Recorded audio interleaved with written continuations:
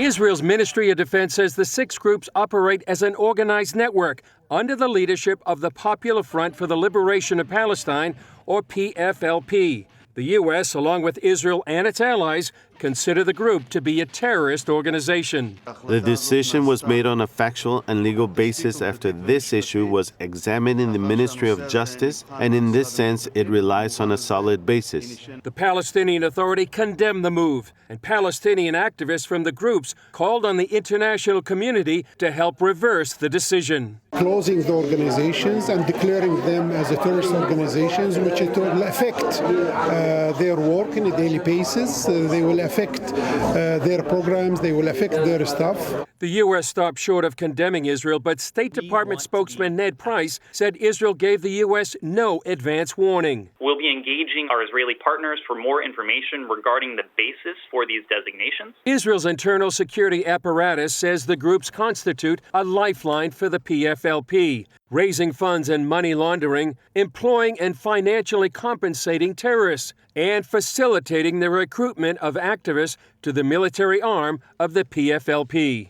According to the Israeli newspaper Haaretz, representatives of Israel's Shin Bet security services and defense ministry are heading to Washington to present Israel's evidence that the groups are indeed connected with the PFLP.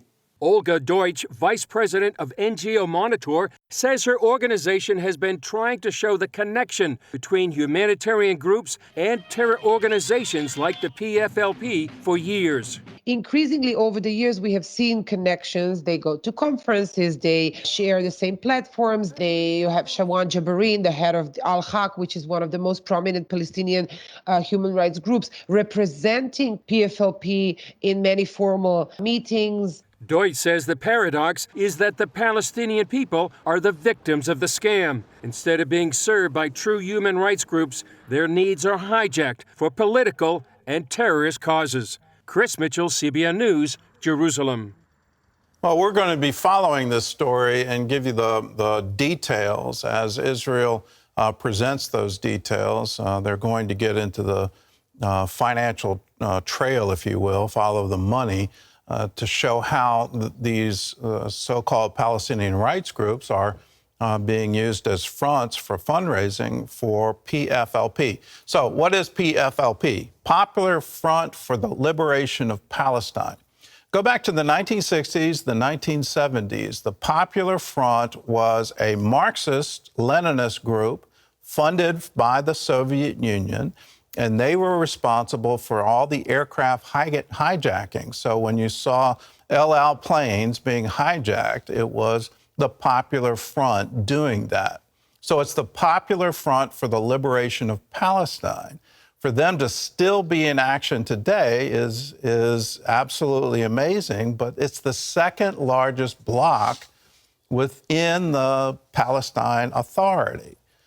They're one of the biggest groups there. Popular Front for the Liberation of Palestine is a one-state solution, and that one state is a Palestinian state with the Jews driven into the sea.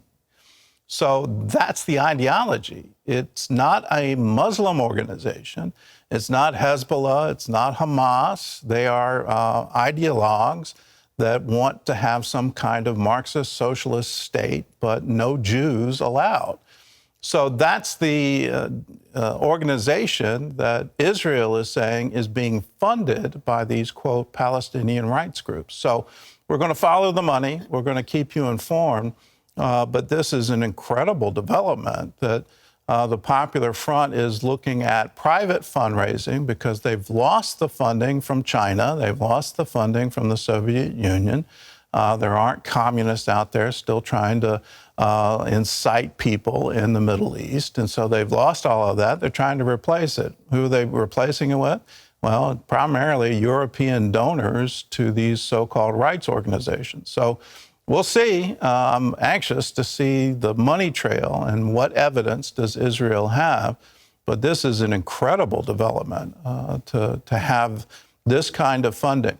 In the United States, there's a parallel. There were several Muslim foundations raising money in the United States, and they went by various innocuous names. And raising money for the Holy Land and that kind of thing. And they turned out to be terrorist fronts and were so identified by our own Treasury Department. And they were shut down. So we'll see if this is the same playbook, if you will, happening within Israel.